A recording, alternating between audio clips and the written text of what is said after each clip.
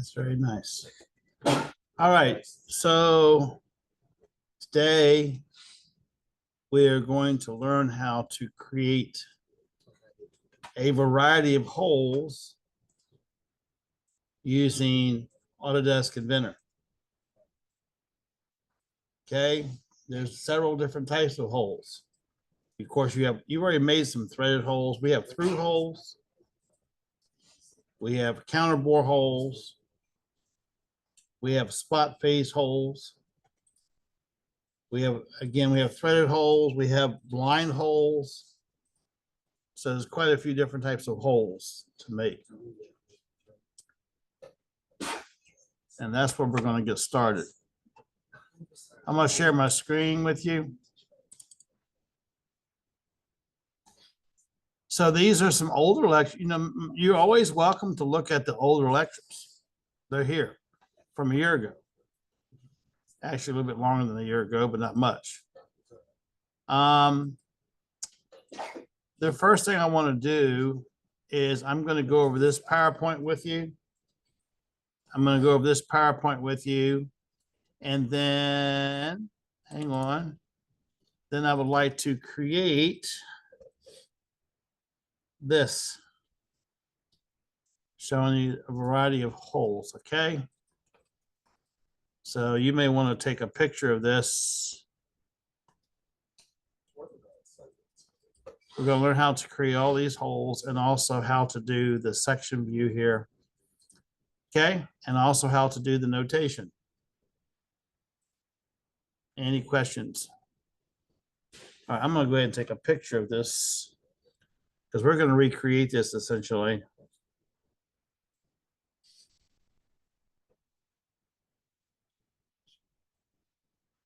And I want to show you how to do it.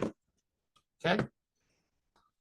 All right, but before we begin this, there is a PowerPoint that I want to go over with you.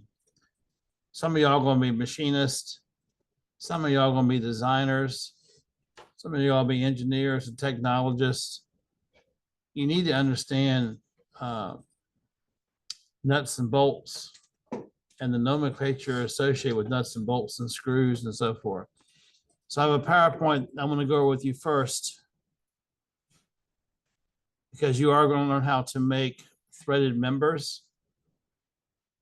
I'm talking about external threads now, in addition to internal. You've been making internal threaded holes so far, but you're going to learn how to do. Hang on, let me make this active for you guys. Hang on, sorry. Got to make it active.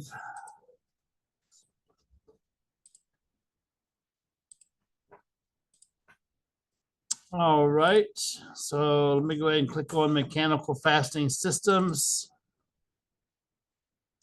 This is a PowerPoint that I did many, many years ago, but fasteners really don't change very much, to be honest with you. So this is the topic. What is a mechanical fastening system? As an engineer or designer, when do you choose one method over the other? Why would you use a screw versus a bolt? Things like this. Maybe you're going to weld something. Maybe you're going to braze something or solder something together. How are you going to fasten one piece to another?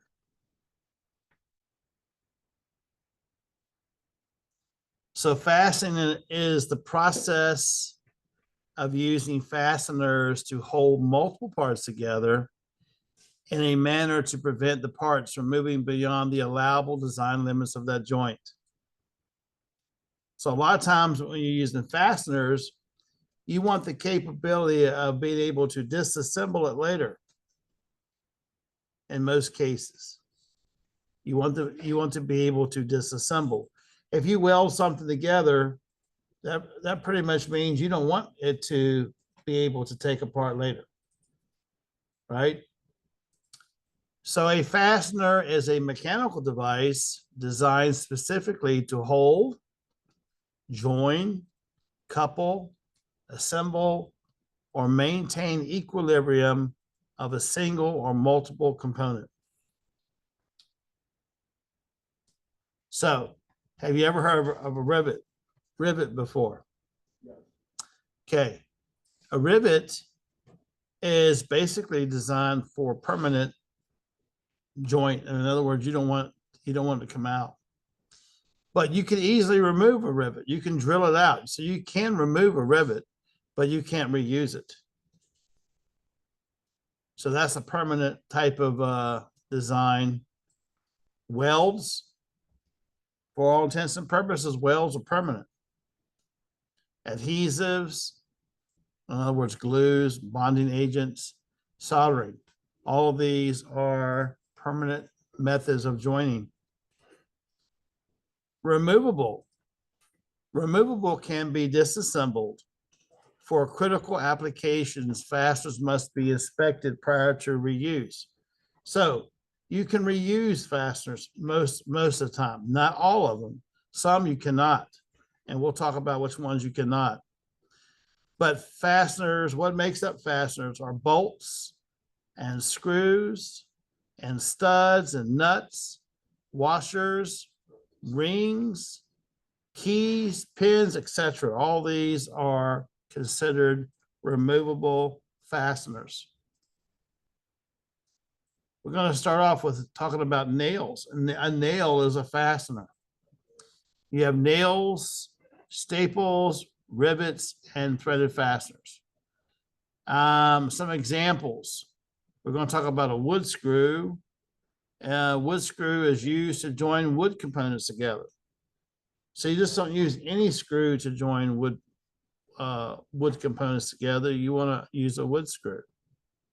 Nuts and bolts, primarily used to join metal parts together. I mean, you can use nuts and bolts to join wood, plastic, other materials, but primarily used to join metal parts. And nails are primarily used in wood construction.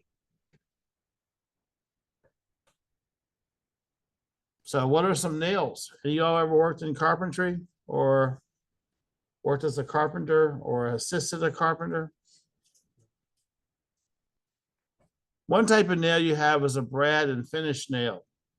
The heads are designed to be set below the work surface and then filled with putty. So like in decorative applications, like molding, quarter round molding that goes around in your room at your house, maybe, if you have quarter round molding. It's designed so that you can recess the head of the nail and fill it with putty.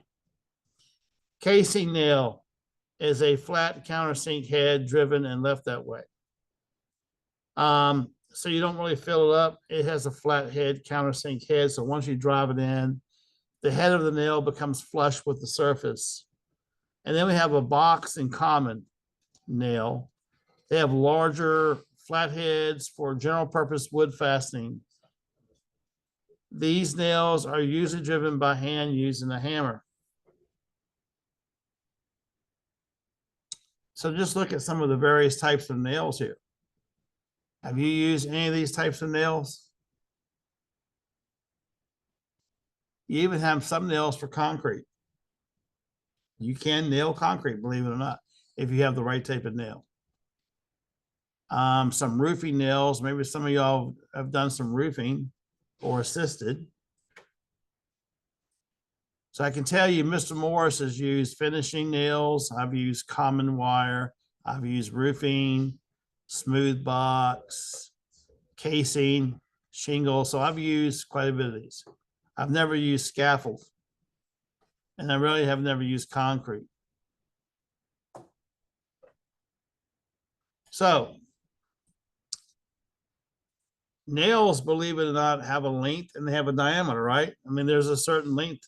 So when you hear, for example, a 2-penny nail, if you hear someone say a 2-penny nail, or even a 10-penny, which is the most common, a 10-penny nail is 3 inches long. Now, I used to have the diameters on here, but they got cut off somehow, so I apologize for that. But the diameters were listed. But the larger the number here, the greater the diameter of the nail. So yes, there is a science behind these nails. They have a certain length, and they have a certain diameter and a certain type of head. So if you hear penny nail, that's what this means. This is a 10 penny nail. This is a 2 penny, 3 penny. Okay. So what is the penny system? It's the length of the most commonly used nails designated with the letter D. So if you see the letter D with the nail, that means penny. So 2D is a 2 penny nail. It's 1 inch long.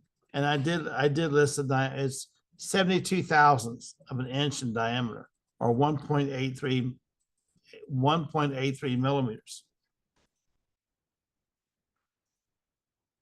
We also have automatic nail gun. Have any of y'all ever used a nail gun?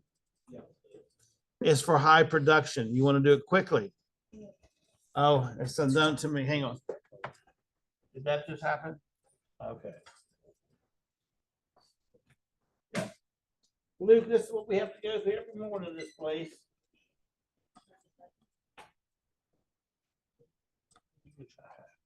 Let me know if it happens again, okay? I have to get when you're younger. People get for. All right. So there's a nail cartridge that fits into the what? The nail gun. And we have it. If you ever look at a nail gun, the cartridge, there's actually an adhesive that holds the nails together. Believe it or not, there's some sort of adhesive. And the purpose of the adhesive is to secure the nail once the wood is driven. And also it helps to seal. It helps to seal around the nail, believe it or not. Okay. So keep that in mind when you're working with automatic nailing machines or a nail gun. Surface roughening. If you don't have a rough surface on your nail, it's not going to have good holding power. Some nails are very smooth.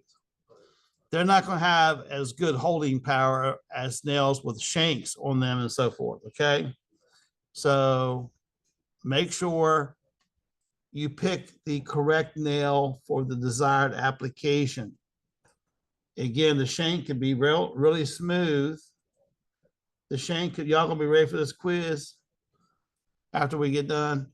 The nail is gonna be very smooth. It's, you can use it for a lot of different purposes, but it's preferred in a lot of applications to have barbs on the nails to increase the holding power of the nail.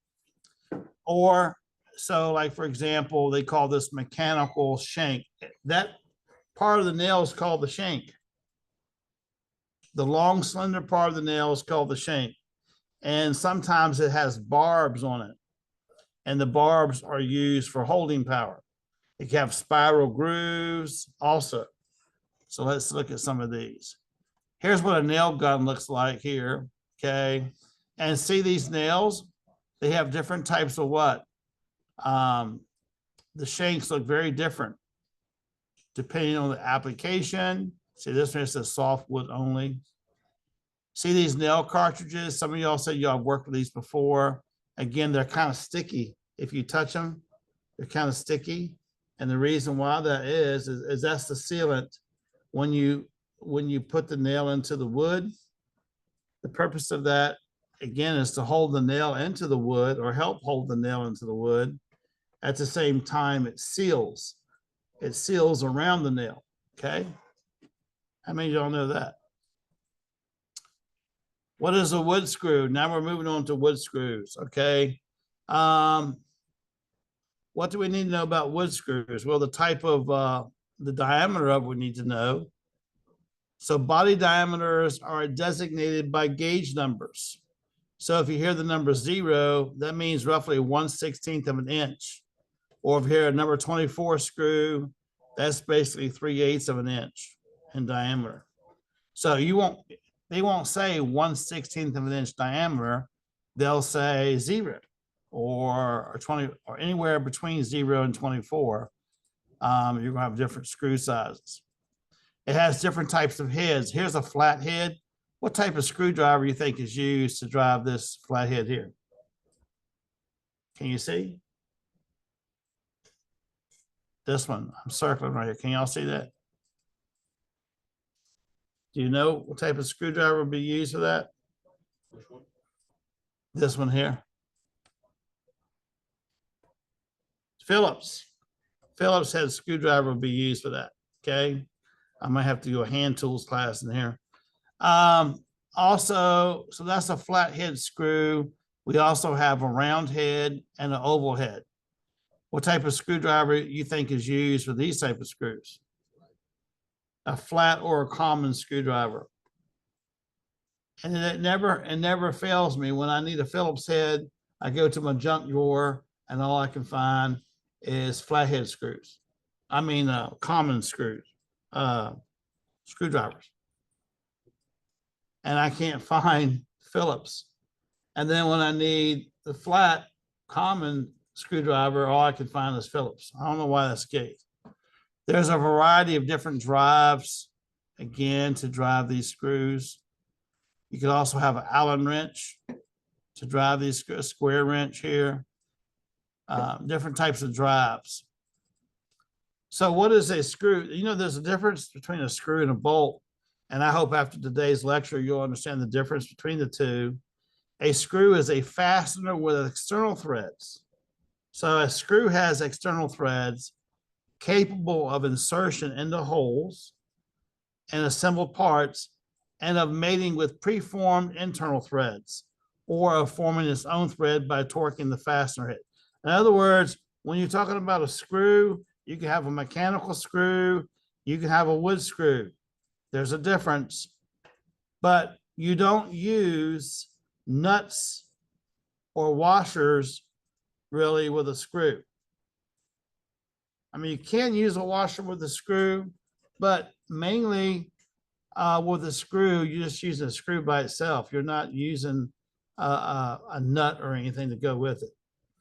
But a bolt is a fastener with external threads. Okay, a bolt also has external threads designated for insertion through holes. So they're going to put the bolt through a through hole along with washers and nuts maybe on the other end. Well, I'm pretty sure you're going to use a nut because that's how you're going to secure the bolt. And then you're going to torque it down to a certain torque. So here's some common screws. We have a cap screw. So it's got a hexagonal head here. We have some socket head cap screws. Each one of these heads of these screws here have some sort of socket. Preferably, it's like an Allen wrench here, socket. And then we have machine screws here. You get a flat common screwdriver or a Phillips to turn these screws. But notice the very end, there's no sharp point. You have threads. These threads are going to mate in a tapped hole, a hole that we've put threads in. You've done this in the shop. You've made something already. Maybe you haven't tapped it yet, but we're getting ready to tap these holes with a tap. So you're going to make internal threads, and these screws should mate with those threads very nicely, okay? What are some of the thread nomenclature? I want you to remember at least two here, these first two. You have basically several types. You have 6 based on this information here. But you have 2 major types. You have 2 major types that we use quite frequently. Unified national coarse and unified net. You have a fine thread, you have a coarse thread. I gave a test one time. I said, what does UNC mean? And someone said the University of North Carolina. I said, nope, that's not the answer. It's unified national coarse thread. It's a coarse thread. I'm going to teach you how to make these types of screws in Inventor and also in CAD, AutoCAD. But I'm also going to show you how to import screws and so forth that's already out there on the internet. We just bring into our drawing. Okay. So there's some common things you should know about thread nomenclature. The word pitch. Pitch is basically the distance from a point on one thread to the corresponding point on the adjacent thread. So here's two threads right here. This is a thread profile. This is a thread profile. You see the pitch. The pitch is the distance from one point on one thread to the corresponding point on the adjacent thread. The lead is the distance the nut moves parallel to the screw axis when the nut is turned. So you turn the nut one time, how far does it move linearly when you do that? That's called the lead. The lead and the pitch can be the same. Okay, the lead and the pitch can be equal to each other. Then you have also another one you're worried about a lot is the number of threads per inch. How many threads per inch is on the screw? Okay. What is the root diameter? The root diameter is down here of the screw. This is the root diameter right here. Then you have the major diameter, and then you have the mean diameter, which is in the middle. Again, this is the major diameter, and then you have the root diameter here, and then the mean diameter is the average of the two, essentially. Okay. And then you have the lead angle, which is that even identified here? Here's your angle, 60 degrees, okay? At any rate, you're not going to remember all this, but I am going to show you what you do need to remember. You do have classifications of fit. You have a loose fit, which is a class 1. You have a standard. This is the one you're going to see most of the time is a class 2 type of thread. And then very, very close, high accuracy, fine fits, you have a class 3 thread. And you will see that at the very end of your thread nomenclature. If you see something like -2A, right? Well, the A means you have external threads. If you see the letter B, that means you have internal threads. The whole is going to have a letter B. And then the 1 or the 2 or the 3 that precedes the letter is the classification of fit. Does it fit loose? Does it fit? Is it a standard fit? Is it a close, high accuracy fit? All right. So you're going to become a designer or machinist, engineer, or what have you. You're in the shop and someone says, Lua, go get me a 1/4-20 UNC socket head cap screw. You're going to say, what? Run that by me again. Go get a 1/4-20 UNC socket head cap screw or bolt. Well, what does that mean? A quarter. Well, a quarter is the diameter of the thread. By the way, this is the most important slide of this PowerPoint. And I'm trying to get through this quickly because we have inventor to do here. And then 20 is the number of threads per inch. You can actually count them. For every inch, you should have 20 threads. So if I have a screw that's a 1/2 inch long and I count 10 threads, that's still 20 threads per inch. Even though, because the length of the screw is 1/2 inch. I'm just using that as an example, right? Or let's say it's 1.5 inches long and I count 15 threads. Or not 15 threads, 30. I meant 30. Smarts can't do simple math today. Yeah, if the screw is 1.5 inches long and I count 30 threads, it's not 30 threads per inch, right? It's going to be 20 threads per inch because the first inch is 20, and then the 1/2 inch you add to that, it's going to be 10. So you have a total of 30 threads, but it's 20 threads per inch. Course. UNC is Unified National Coarse Thread. So, Mr. Morris, when do you use a coarse thread versus a fine thread? You use coarse threads and softer materials like aluminum and brass, materials that are soft. And some of the harder materials, like some of the steels, you're going to use a fine thread, okay? So you use a soft thread. By the way, this number 2 that you see here, that's the classification of fit, and A means it's external thread. All threads are right-hand threads unless otherwise specified. When you start to turn a screw, right, or a bolt even, you turn it clockwise when you're starting to tighten it up. Righty tighty, lefty loosey. Have you ever heard that before? You turn it right, which means you're turning it clockwise, you are tightening. If you turn it counterclockwise, you are going to loosen the bolt or the screw. Unless you have a left-hand thread, and sometimes there is a need for left-handed threads, especially in applications where you don't want something. I'll give you a turnbuckle. Have any of you ever seen a turnbuckle before? Well, we'll talk about those later, but on one side of it, it's like when you want to tighten a wire, make a wire tight, and it's two sections of wire. You have a turnbuckle that connects the two, and as you turn the turnbuckle, it tightens, it makes the wire taut. And on one side is a right-hand thread, on the other side is a left-hand thread. Okay, so that's an example. We also have metric threads. If I tell Lua this next, I said, Lua, go get me an M8 M8 times 1.25 times 6H. What does all that mean? Well, the letter M designates it as metric, okay? And yes, it's 8 millimeters in diameter. The diameter is 8 millimeters. The pitch, they don't give you the number of threads per inch here at all on a metric screw.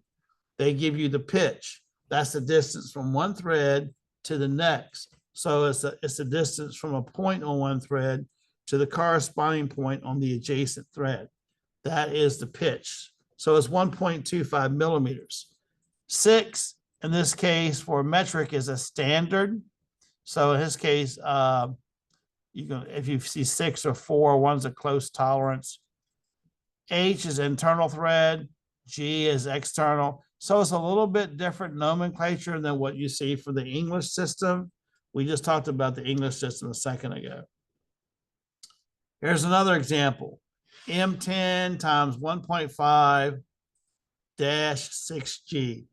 M means it's a metric thread. 10 means it's 10 millimeters in diameter. 1.5 is the pitch, the distance from one thread to the adjacent thread. And then 6G is the thread tolerance class symbol. The only thing I want to say about this, on some bolts, you might see these little marks on the bolts, and they indicate the strength of the bolt. So have you ever seen that on the head of a bolt? You'll see like these little marks. Well, maybe you haven't seen that, but if you, it designates the strength of the bolt. And engineers would need to know this more so than a mechanic, for example. What is a machine screw? A machine screw is a very small fastener used in tapped holes. What does tapped holes mean? It's a hole with internal threads for the assembly of metal parts. It doesn't have to be metal parts, so it could be plastic. Okay, it could be other type of material, just not wood. You don't use a machine screw in wood. You use a wood screw in wood, okay? Machine screws may also be used with nuts, but usually they are inserted into holes that have been tapped with matching threads. I'm going to be checking some of your parts that you made in the shop with screws to make sure the screw will screw into your thread gauge. Cap screws. Cap screws have the same function as machine screws. They range in size up to 25, up to 1 inch. You can have a screw that's 1 inch in diameter. Then you have a length range up to 150 millimeters or 6 inches. So these are pretty big screws.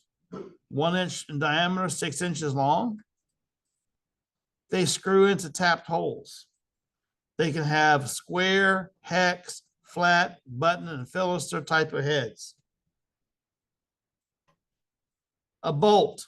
A bolt does not thread into the material. One more time, a bolt does not thread into the material.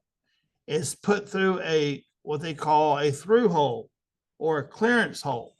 And then you made it with a washer and a nut on the other side. So the nut used at the other side to secure the bolt, right? And they have this thing called a stove bolt here, but they're just giving you some various sizes. You can have the lengths of them can be 3/8 of an inch long to 4 inches in length, and diameters all the way up to 3/8 inch in diameter. So pretty big. Carriage bolt. Have any of y'all ever seen a carriage bolt like this? It's got a round, it has a smooth rounded head and it has a square shoulder on it, and then the shank itself. A carriage bolt is used a lot in assembling wood components. What happens is you drill a hole, right? You drill a hole, and then you take this type of carriage bolt and you put it through the hole. But what happens is the square shoulder has a tight interference fit in the hole. So you have to take a nice hammer, not a more like a rubber hammer, to knock it through. And the rectangular shoulder is going to slightly dig into the wood, and it's going to anchor itself so it doesn't move. And then on the other side, you use a washer and the nut. Mr. Morris, why would you even use a carriage bolt to begin with? For decorative reasons.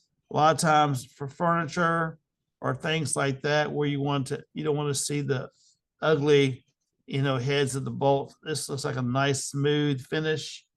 It's not going to rotate on you at all. So you can use these in construction of wood components. Here it says the carriage bolt has a square section below the head, which is embedded in the wood to prevent the bolt from turning as the nut is drawn up. Now we have a machine bolt here.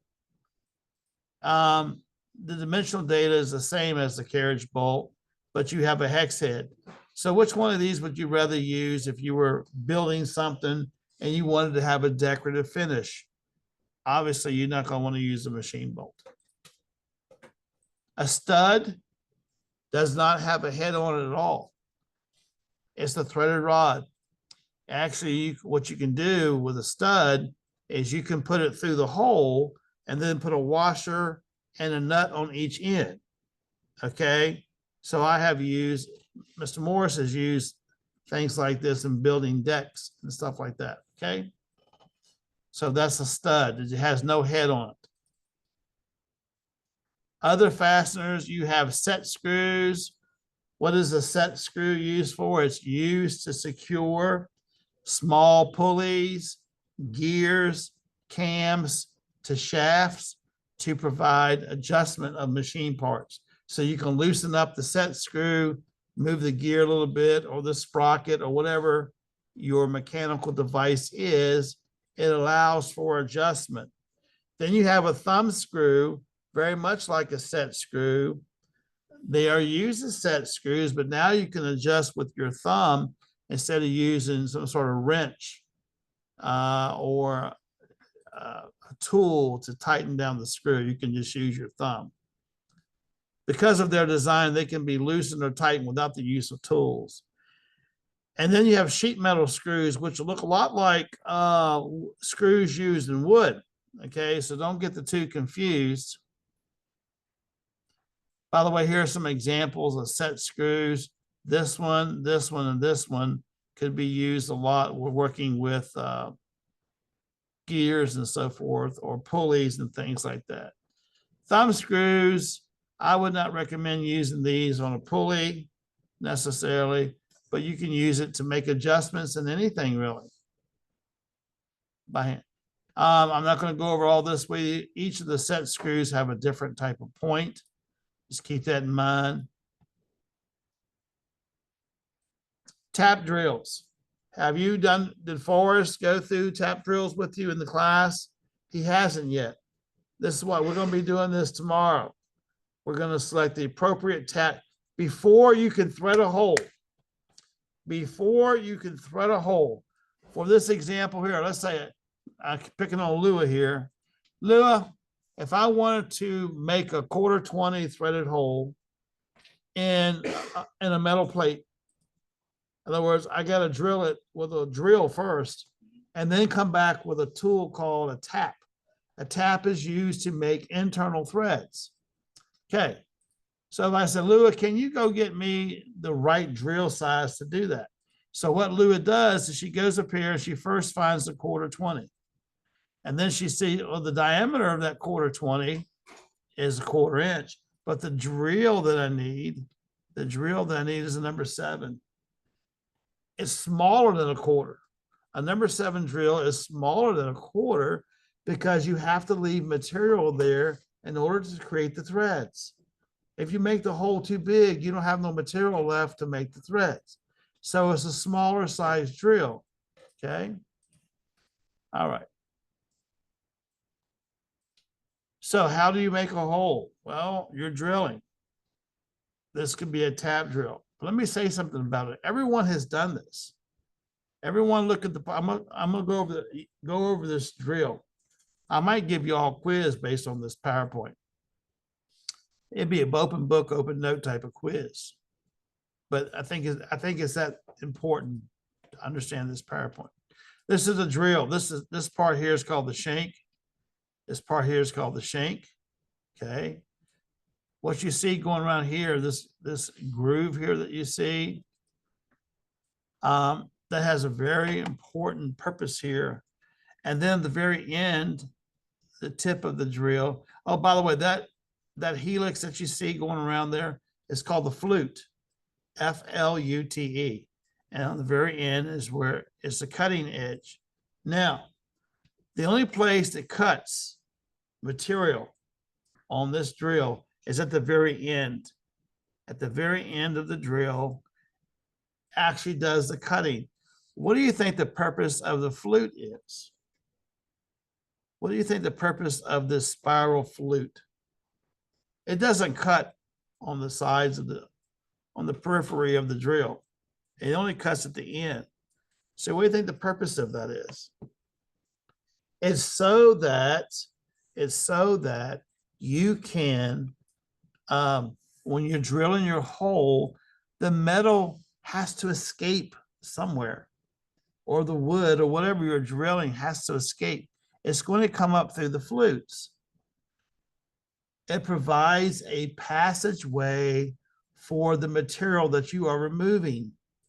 It provides a passageway because you're going to drill a hole. That metal has to go somewhere, and it follows the flute. Now, the other purpose of the flute, once you get down into the hole somewhat, let's say an inch or two or something, like you're drilling a very deep hole, then you're going to use coolant. And you're going to put the coolant in here, and it's going to flow around the flute until it reaches what? The end of the drill bit. What does the coolant do? The coolant reduces the wear and tear on the drill bit. It reduces the wear and tear on the drill bit, and it makes it last longer. You can sharpen a drill bit, by the way, and maybe Forrest will show us, okay, or I'll show you. But anyway, Mr. Morris, what is this? This is a tap. This is going to be the tool that you're going to use in the shop to make your threaded holes. They're very hard. If you drop one on the floor, they'll break like a piece of glass, almost. They will shatter. So please don't drop them on the floor. Take good care of these taps, okay? A tap is a thread cutting tool used to cut internal threads. The following figure here illustrates the main three types. There's 3 types of taps. There's a taper tap to help you get started. It kind of centers it into the hole. And then you have a plug tap is somewhere in between the taper tap. And then you have the bottoming tap. If you have a blind hole which doesn't go all the way through your material, and you're trying to put as many threads into that blind hole as possible, then you were going to use a bottoming tap. What is die threading? this is really something that you can, if your threads get damaged on your screw or your bolt, you can take a die and you can rotate the die about what? The threaded member and fix the threads. It's called chasing.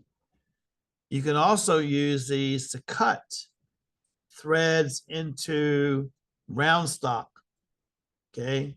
And we'll show you how to create external threads as well. So a nut has, look here, a nut has internal threads, right? And these are used with what? A bolt or a stud to provide a clamping force. Nuts are used to provide a clamping force. That's what holds the parts together. By the way, there are a variety of nuts. You have a square nut, you have a hexagon, right?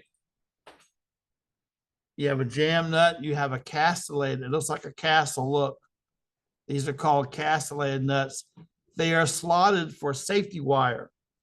Mr. Morris, what is safety wire? I used to work at NASA Langley back in the early 80s. I worked in wind tunnels.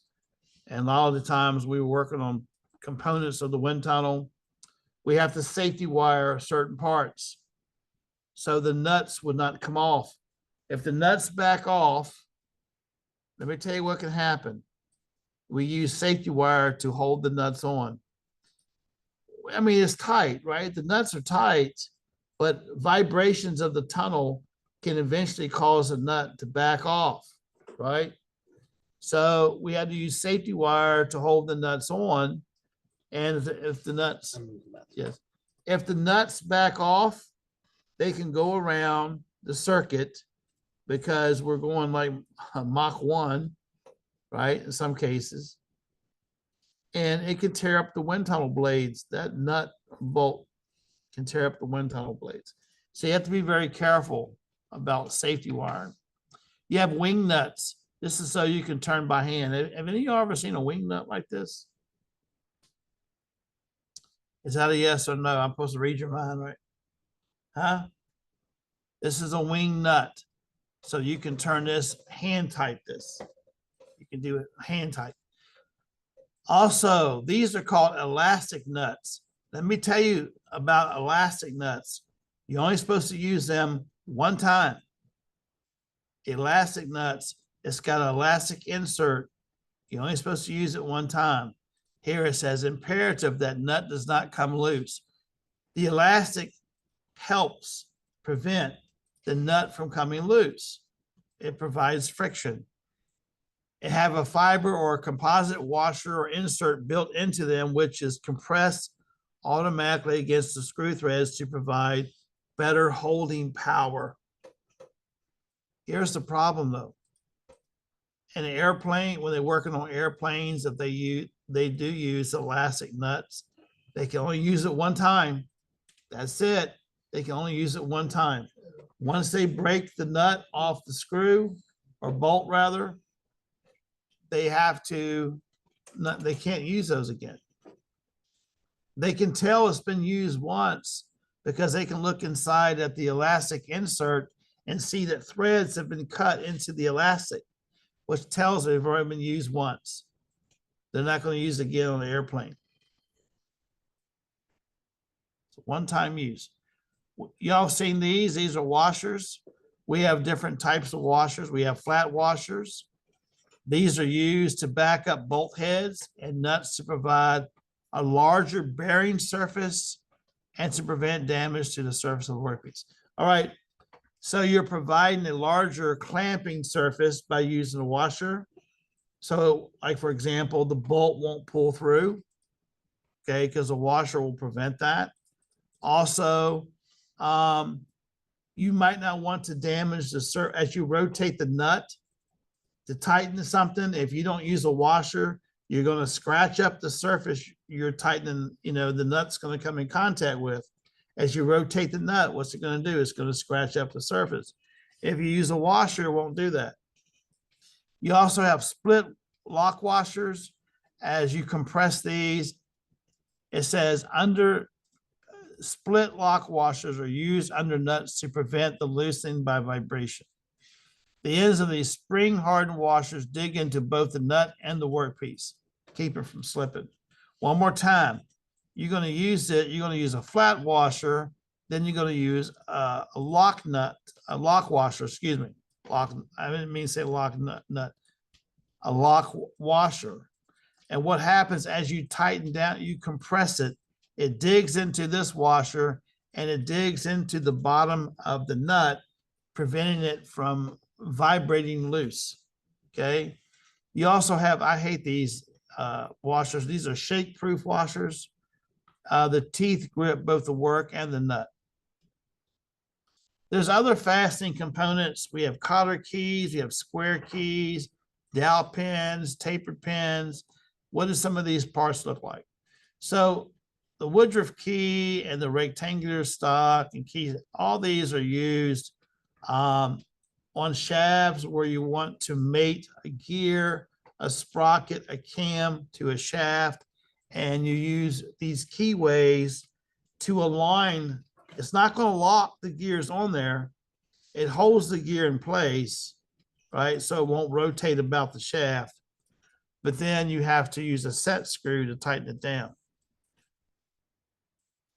Have any of y'all ever seen a retaining ring before? The application for retainer rings is when, for example, a pillow block bearing, a bearing that you use on the shaft, you don't want it to lose the ball bearings and so forth. You might use internal retaining ring or external, depending on what type of your pillow block bearing you have. Riveting.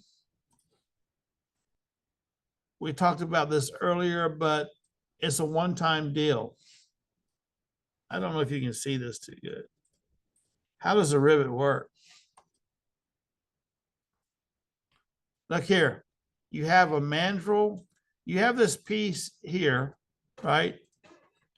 And then you have this mandrel with a ball on the end of it. There's a little ball here. And what happens, you have this tool that pulls the mandrel up. As it pulls the mandrel, it breaks off. But look what the little ball does. The ball tries to fit up into that sleeve, and it expands the sleeve or the rivet, and it won't, in other words, it's locked and it can come on. The only way you can remove these is by drilling them out. You can drill them out. Okay, so when you damage threads, you can damage threads, internal threads, for example. And when you damage internal threads, you have to repair them. And helicoils are the methods in which you use to repair threads. Here's what it says. When internal threads need to be repaired. In other words, you got a hole and it has threads inside of the hole and they've been damaged. You have to repair that. So you can achieve this by using what they call a helical inserts. Okay. Sometimes the brand name is called helicoil, where the inside diameter of the helical is the desired. So the inside is the desired thread diameter. The external thread is actually what is cut into the material, because you have to make the material or the hole larger. Okay. So other system metal sheets can be joined together using a variety of methods, such as folded seams. If you're doing sheet metal work, you can have special folded seams that hold the material together. Okay. You can use adhesives, you can use soldering, you can use welding. Robots are used a lot in the manufacturing processes, especially when we're working with screws and stuff. Robots are used extensively in automated processes. Robots assemble delicate parts for watches, cameras, computers, printers, etc. Robots are easily integrated into work cells and automated manufacturing lines. Robots can be programmed offline, saving valuable production time, or can be led through assembly sequence so the robot learns the required steps and actions with a teaching pendant. Anyway, I didn't mean to get into all the details of robots. That was definitely a good course for you to take at some point in your career. I've taught robotics. It's pretty fun. But robots are used extensively in manufacturing, especially assembly, and they have to know how to do what? Put in bolts, screws. They do welding. You ever seen the commercial where robots are welding parts of a car, a new car, on the assembly line? It's amazing what robots can do.